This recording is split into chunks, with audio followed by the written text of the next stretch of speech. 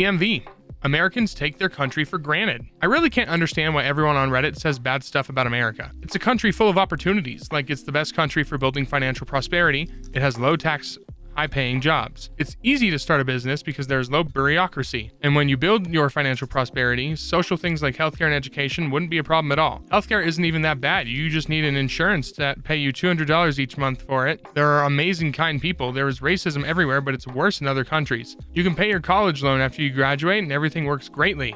I feel like it's a country that if you put your best at things and you become skilled and professional, you would be appreciated and get what you deserve. Many countries don't have that, and I feel like people should appreciate it more. Every friend of me that immigrated to the US, they became millionaires and really successful. I just wish I had the same opportunity. Is this guy talking about the same America that we know? Silly, haha. I'm honestly wondering how old you are, because this post and the comments seem to have no concept how the real world works, much less America. There's always room for improvement. Compared to 100 years ago, the way we treat people of color, women, and LGBTQ communities is much better today. But you would be a fool to think that the amount of social progress we made today is satisfactory and needs no further improvement. Those are just 3 of an overwhelming amount of topics we need to address, such as the impact of global warming, pollution, wealth inequality, poverty, lack of access to healthcare, etc. The average individual currently healthy and living in a Western country has a higher quality of life than kings and queens of the old, but that doesn't mean we can't improve. It's a matter of perspective. We criticize America because we live here and we want it to be better.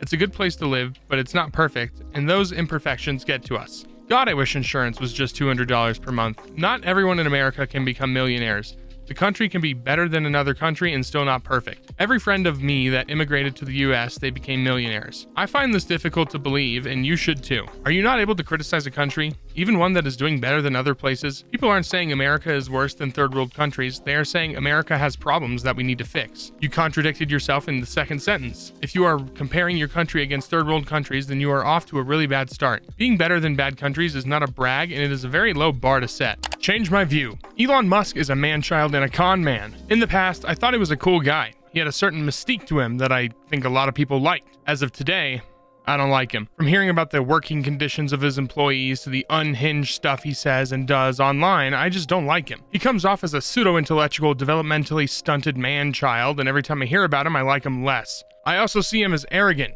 He can't even manufacture his cars that aren't riddled with production errors, and he wants to put chips in people's brains. With the way he's handled Twitter, I think that this is also a disaster waiting to happen. He says he's vehemently against censorship, but that really only applies when it supports his agenda. I could see Neuralink leading to a lot of ethical issues and manipulation of large populations. That is, if it doesn't just lead to the maiming and death of its users like it did with the monkeys he tested on. Pseudo-intellectual? Really? Your bar for intellectuals is impossibly high. I'm assuming you've never met one? Please don't tell me that most university professors or mere PhDs would qualify while Elon wouldn't. We got an Elon meat rider. Glazing is crazy with this one. Can you define con man as you're using it here? Regardless of how you feel about him personally, he's clearly had a lot of business success and created a lot of value for other people, the opposite of what con men are known for. No, he has not done that at all.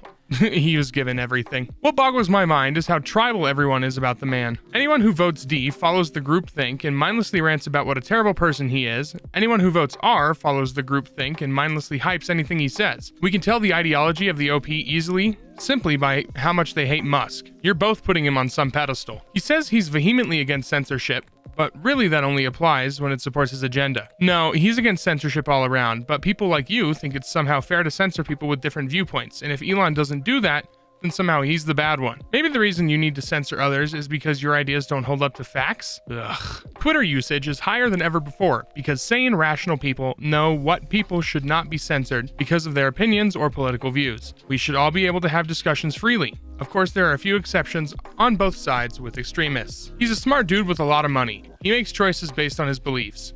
If you had his money, what would you do? It sounds like you've been listening to the media narrative about him rather than what he's actually saying. You have those opinions even after watching 7+ hours of him talk on the Joe Rogan podcast? You couldn't pay me enough money to watch the f***ing Joe Rogan podcast. Regarding chips in people's brains, it's a research project to help the handicapped. Sounds like a good cause. Change my view. Shoes off should be the default when visiting a guest's home. This should be the default as it is the polite thing to do. Shoes carry a lot of dirt and germs, therefore you should leave them at the door. It's also uncomfortable for the owner of the home to have to ask folks to remove their shoes. It sets a strange tone to the visit. I think it's also especially necessary to remove shoes when the owner of the home has young babies who crawl on the ground. The only exceptions IMO are the very elderly or disabled who can't bend down easily to take off their shoes. Edit. Wow, this opened up a can of worms, haha.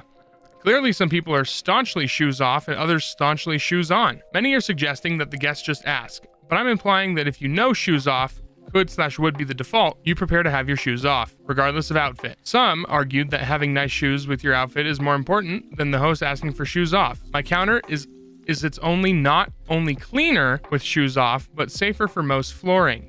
Think stilettos on hard wood. Also, many people commented and said they would be aghast if someone asked to take off their shoes. It's a lose-lose situation. My only contribution is that if you request that guests remove their shoes, then you must have a seat by the front door so they can easily take them off or put them back on. It's a cultural difference, but it's not weird to ask guests to take off their shoes, just as it's not weird if in your culture it's usual to just keep your shoes on. Generally, colder or moister regions take off their shoes as the home is usually acclimated and windows, etc. usually stay closed. In warmer and drier regions, you keep your shoes on because the dust and sand is going to find its way in. Anyways, unless you're cleaning your floor literally every day, it's just easier to keep your shoes on. It sets a strange tone to the visit. I'm just going to comment on this. I'm in the US and no it doesn't. People just say, oh okay, and take their shoes off. Shoes off in the home isn't such a rarity even here that most people even think twice when asked. What is the purpose of having this view? Shoes off should be the default when visiting a guest's house. This should be the default as it is the polite thing to do. This seems to imply that households that don't practice this are essentially uncultured.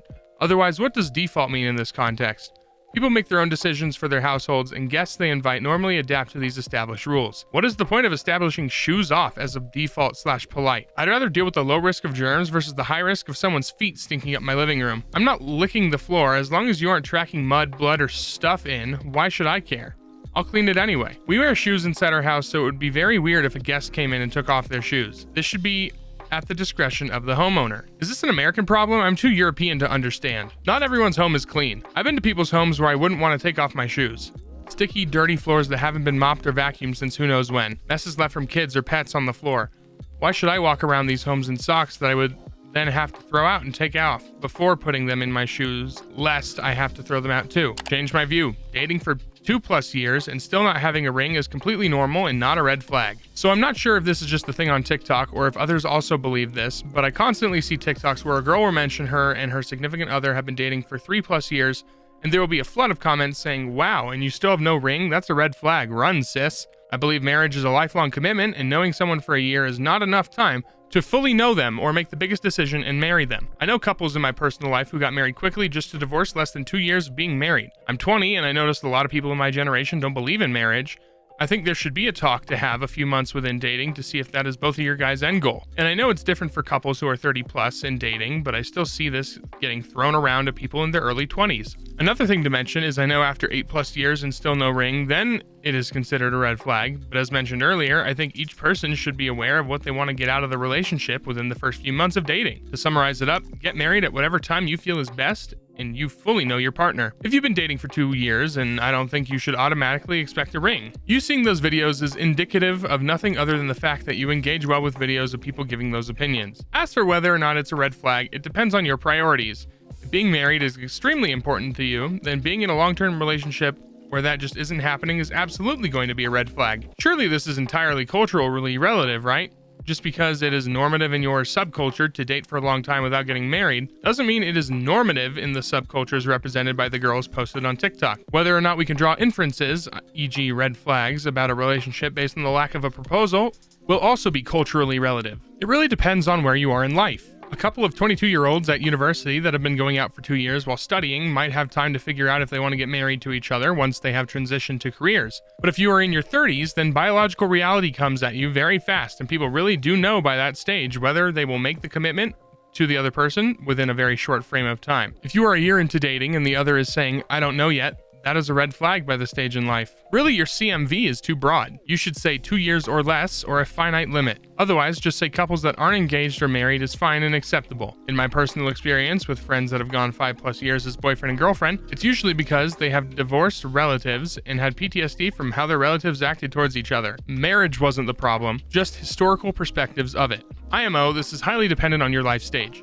I agree that for a 20-year-old, a year might be way too quick. On the other hand, my fiance and I got engaged after living together for a year in our late 30s. We wanted to try for kids, and it's important for us to be married first because we're both women, so we need the legal protection of marriage to both have legal parental rights, and we're running out of time. At 20, I wasn't even considering living with the partner, let alone marrying them. I got married after 6 months, and still married 12 years later. There is nothing wrong with however much time you spend between dating and marriage or never get married. It's not for everyone. My partner's parents met in their 30s and got married within a year. They're still together 25 years later. Once you've had a few relationships, it's easier to know what you want. If you're in your 20s though, I agree with 100%. It's still not for everyone. So we say it's okay to waste the time of 20s, not okay to waste the time of 30s, then complain that 20s women aren't interested in relationships. Wild. CMV, a man's creepiness, is often based on how attractive/unattractive the female observer/participant finds him. Women are often put off by men that they find unattractive, even during entirely mundane interactions. Oftentimes, something that is considered creepy when one guy does it is considered cute, quirky, funny, hot, confident, etc., when a different and always more conventionally attractive guy does it. This subjective and fluid definition of creepy seems to be causing more and more men to withdraw either partly or entirely from some interactions with women. This is not to villainize women. Women are also treated differently based on their looks. However, this particular question is about most women's fluid/non-objective definition of creepy men. If you ever go to a card shop as a man, I can tell you with 100% certainty that you can build a coherent framework to understand creepiness completely absent of any woman's input. I mean, I would extend this to people in general and not just men. Age is much more important than attractiveness and almost never comes up in conversations like this. This argument never comes from women. The reason why is because it's a man's perspective. Men's evaluation of women is much more rooted in looks than women's are of men. Women want someone who is charismatic, funny, capable, easy to talk to, etc. None of these have anything to do with looks. Ed Sheeran is a great example. He's not really a handsome guy, sorry Ed, but women love him because he's funny, confident, emotionally intelligent, and great at what he does. I think about what situation, because if a dude's following me home, then I won't be calling that cute or confident, I'd be calling the police. Personally, I think handsome men can be some of the absolute creepiest of all creeps because they don't get their egos checked enough. Their confidence veers into the delusional, and they don't have enough practice getting rebuffed or rejected, so when they do it, it can get very scary because they don't know how to handle it. Change my view. Vegan leather is dumb. Alright, first off, I would like to make it clear that this is not an attack on veganism. It's a noble cause to minimize the suffering of animals, but vegan leather in particular is a terrible alternative, although I am not vegan because meat tastes too good. Firstly, it's simply lower quality than real leather. Leather fibrous structure is much more durable than faux, leading it to last longer, even if it's for something that doesn't need to be resilient.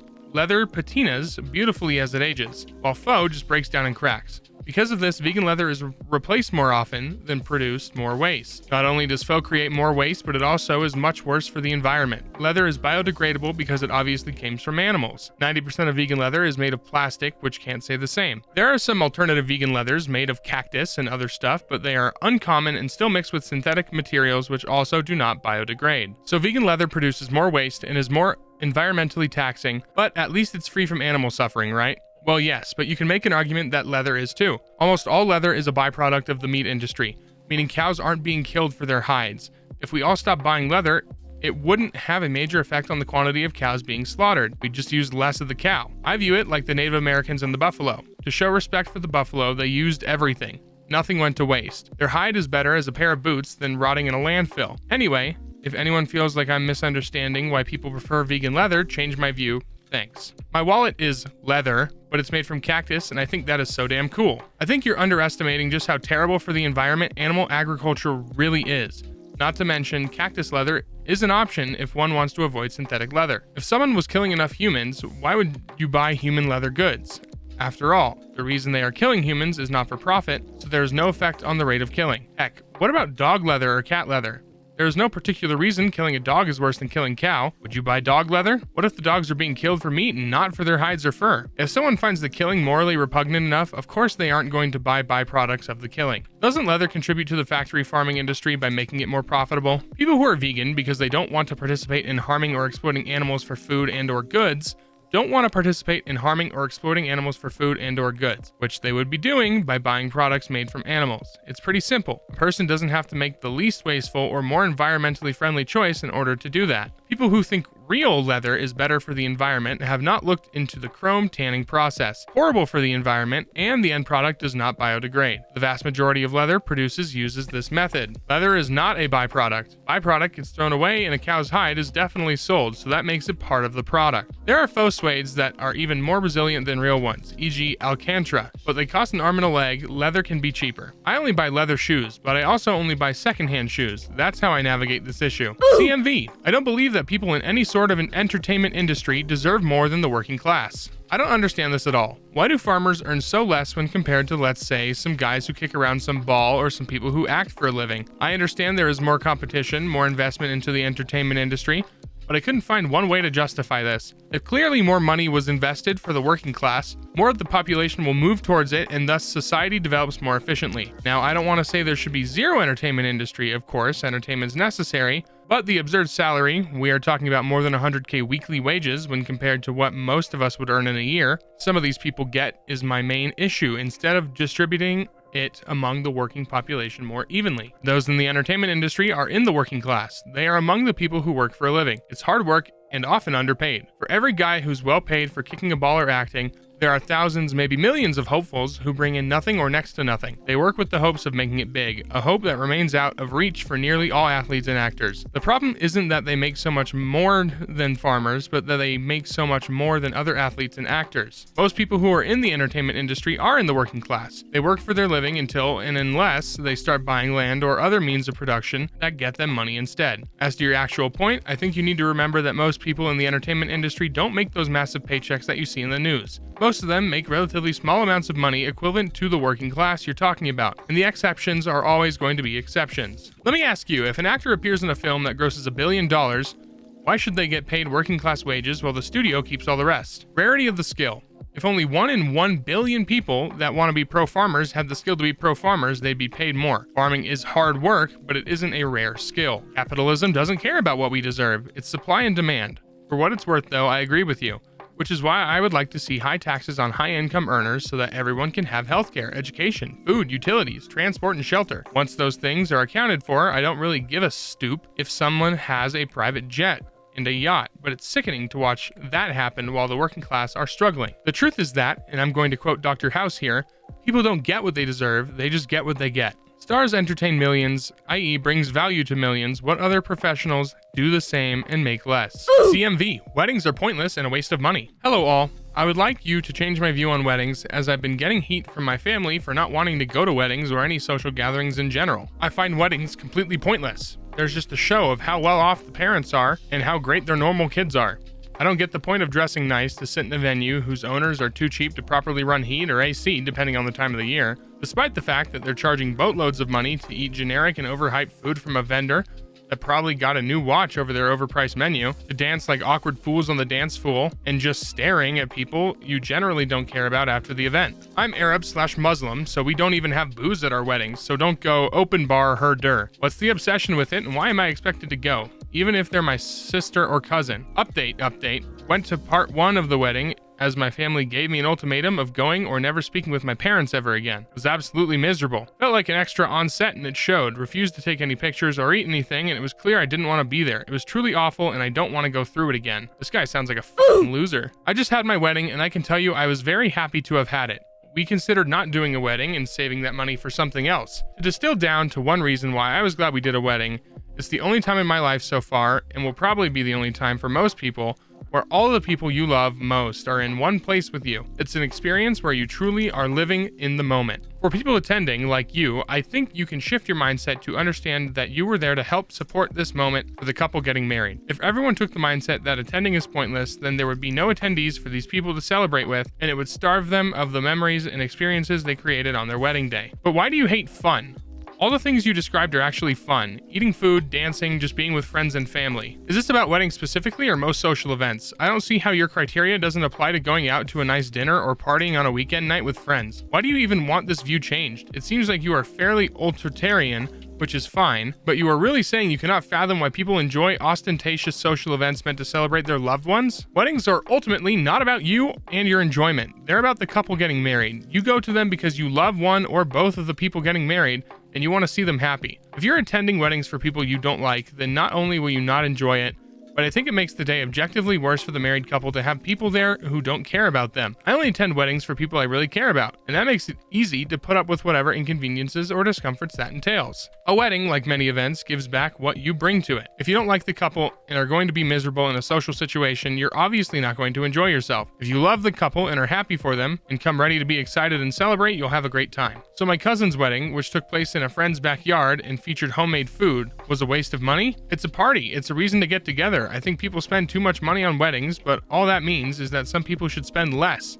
not that they shouldn't exist. Weddings are a pretty rare opportunity for a diverse mix of people to get together and just celebrate something or someone. In an era where just about everything bad can confront you with a swipe of your phone, and there is much despair and evil in the world, why should we spit on a chance to dance and celebrate and be joyous with each other? Sounds like you have a problem with the people that aren't you rather than any specific type of gathering. It smacks of projection to say X gathering is a waste of my time and energy. Ultimately, it boils down to a social contract. If you expect people to celebrate your life events but you're unwilling to reciprocate, you're selfish. If you don't want people to celebrate your life events or others, you're a misanthrope. Based on all your comments, people probably don't want you at their weddings, parties, or social gatherings anyway. You sound like an insufferable douche who only thinks about yourself. Enjoy dying alone. CMV. The focus on battery electric vehicles as a way to slow climate change is severely misguided. According to the EPA, only around 7% of global CO2 emissions come from people using personal vehicles for transportation. The largest sources of CO2 emissions are electricity and heat production, 25%, agriculture, forestry, 24%, and industry, 21%. So if we were able to replace 100% of personal vehicles with battery electric vehicles, BEVs, overnight, we'd still be pumping over 93% of the current amount of CO2 into the atmosphere the next day. The only organizations powerful enough to force change in the industry, electricity generation, and agriculture are federal governments. Instead, what we see in many first world countries is billions of dollars being handed out in subsidies to get consumers to purchase BEVs, when even in the best case scenario, we already know it will make a limited impact on climate change. The money, time, and effort would be better spent on literally any other sectors that are responsible for the overwhelming majority of CO2 emissions. Cutting global CO2 emissions by 7% would be a huge step in the right direction. We should obviously pressure industries to make changes as well, but replacing our personal combustion engines is a very easy change to make. I think you're neglecting to consider the knock-on effects. It's not just that 7% that's coming out of the tailpipe of consumer vehicles. If we're suddenly all electric, then you've taken a big chunk out of that 21% that falls under industry in the form of oil refining, gasoline production, and the logistics of shipping all that fuel around. There will be some increase to the electricity production number, but less than 7% because power plants are more efficient than internal combustion engines, even if they're fossil-fueled power plants. Overall, you're getting a much bigger net reduction than you're considering by only looking at tailpipes. Is it better for the environment? Yes. Is that why people are switching? No. EVs have the potential to be better in every way. Cheaper to maintain, operate, and even produce once we get batteries figured out. The EV tech has been transferred to bicycles, and now more people are commuting via bike than ever before. I got a 2013 Leaf because it paid for itself within 5 years. Long commute. People switch when it's a better product, not before. CO2 emissions aren't the only reason for switching over to electric. You would also be reducing noise pollution. EVs are mechanically simpler than ICEs. Air quality in cities would see an improvement. Less gas use mean less refining of oil, which would also reduce pollution. That also means we would be less dependent for oil from other countries. We can do all that while reducing the amount of CO2 produced. I know the numbers seem too small to make an impact, but it does have a huge impact just in the city's air quality, even if globally it's not as huge. I look at Los Angeles in the 80s, there were far fewer cars there than is now, but the air quality was terrible, and smog was an issue. They made stricter emission standards, and now despite having many more cars on the road, air quality is not an issue. I agree, so I won't attempt to change your view, but fun fact, the rise of Genghis Khan and the Mongolian Empire may have had a significant effect on the climate because the expansion of the Mongol Empire resulted in the slaughter of huge swaths of Agarian people and serfs in small nations in Eurasia. It's wild, you can actually see the difference in carbon content in tree rings. Don't let perfection be the enemy of good. I don't know why you want to stop important progress on climate change. CMV. People today are just as intolerant and cruel as they always have been. As the title suggests, I'm afraid that we haven't actually made any real progress in our general tolerance of others. You would think after the moral awakening the US has had over the past several years, that people would have softened up a bit, but all that's happened, IMO, is we have adopted new targets for our cruelty. Those targets include political rivals, foreign countries, celebrity personalities, etc. Humans seem incapable of decreasing their propensity to hate. They can only redirect it as cultural and social norms make hating certain groups individuals untenable. To be clear, this is true of the entire world, not just the US. It seems we as humans will always have roughly the same proportions of tolerant to intolerant people. It's unfortunate when you see the same people who are tolerant in regards to many politically or socially charged topics be so intolerant of others due to things like differing beliefs. I hate to sound like such an idealist, but I just wish we could begin a trend to treat everyone with tolerance and understanding no matter what they believe. I do hope I'm wrong, and maybe some can demonstrate it, but all I'm seeing is us adapting to the times. Still, I agree we have made tremendous progress, as many who have previously been unfairly targeted have much more widespread support now, but at the same time, it seems that was done at the expense of others. The crux of my argument comes down to my fear of what division will do to the country and world, as I believe the biggest casualty of this ATM is civil political discourse. Sell me some hope, people. Something about this seems fishy. I think if you look, you will see fewer hateful people, but it's just those who are hateful have a much louder voice. There are billions of people on the planet and over 300 million just in the US. It doesn't take many to make it seem like a sea of outraged, hateful people. I do hope I'm wrong, and maybe someone can demonstrate it to me, but all I'm seeing is us adapting to the times. This means that what behavior is considered acceptable is changing, which means we are continuing to be less cruel to each other. And cruel. Whoa, whoa, whoa. Right now, the depths of our intolerance is not baking cakes and canceling people for not baking cakes. We used to stone people for stupid random crap they had no control over. Some countries still do. Bruh, people used to literally burn and drown others if they were accused of witchcraft. We're good. I think cruel people are products of their own pain and suffering. We've been getting better and better at relieving pain and suffering, and thus cruelty is in decline. People now will get fired for making hateful speech on social media. I don't think that was the case even as recently as like 5 years ago. That's wrong. Of course that is the case. That was always the case. Oh boy, a Pokemon one. Oh, hello, let's go. Change my view. Picking Charmander in Gen 1 is the real skill test. Maybe for the first 2 gyms. Picking Charmander in the original Pokemon games or Red and Yellow and Blue is hard mode because the first 2 gyms are Rock and Water, where there is very few of any counters to either gym before you get there. I'm excluding the remakes as you can learn Metal Claw for Brock's gym. This makes picking Charmander the real test of skill, as Bulbasaur gives you a type advantage over the 2 gyms and Squirtle at least over 1 and no disadvantage on the second gym. It would be happy to point out in my understanding for Red and Blue you can only get Nidoran, Pidgey, Caterpie, and maybe 1 other Pokemon before the first gym. You mentioned Pokemon Yellow but didn't even account for Pikachu, the worst possible pick against Brock. You're good against Misty, but that first gym matchup is pretty awful. Charmander isn't actually that bad versus Brock. Brock's Pokemon have no super effective moves and have garbage special stats, making Ember actually reasonably effective first them. And on the flip side, Ember is super effective against the bugs in Viridian Forest, battling all the bug catchers on the way through the forest and toasting any wild encounters, which, since you'll one-shot is barely slower than just running, will get Charmander to a high enough level to actually have a good chance versus Brock. Charmander is actually worse versus Brock in Gen 3. Onix will KO you in 2 or 3 hits, and there are counters available for Misty by the time you reach her. Bellsprout or Oddish are available on Route 24, and if you go that way before Misty, which you generally will anyway, and just in general, unless you're doing a solo run, whatever other Pokemon you're running should be able to handle Misty. I always chose Charmander, and Brock was an uphill battle. For Misty, I'd always go in there with an army of Oddishes, and that worked well. The payoff was making it to Cerulean City, and then absolutely scorching Erica's entire existence. Literally never chose anything but Charmander. If you don't, you're a problem. Shut up, dude. I'm a Bulbasaur man until I die. I love that little frog. There are a few other Pokemon you can get before then, but I'd agree that Charmander is the most challenging starter to use for the first couple gyms. It's less of a skill test though, and more about attrition and patience. If you're basically just going to keep trying over and over again until you can get lucky and beat Brock, there's just not enough complexity to it for there to be a real skill to beating him with Charmander. While it's true that Charmander folds hard to Brock and Misty, Butterfree is right there for you. Thank you all for watching today's video. Make sure to leave a like, comment below, subscribe if you're new, turn on post notifications every time this channel uploads. Thank you again for watching. We will see you next time. Peace.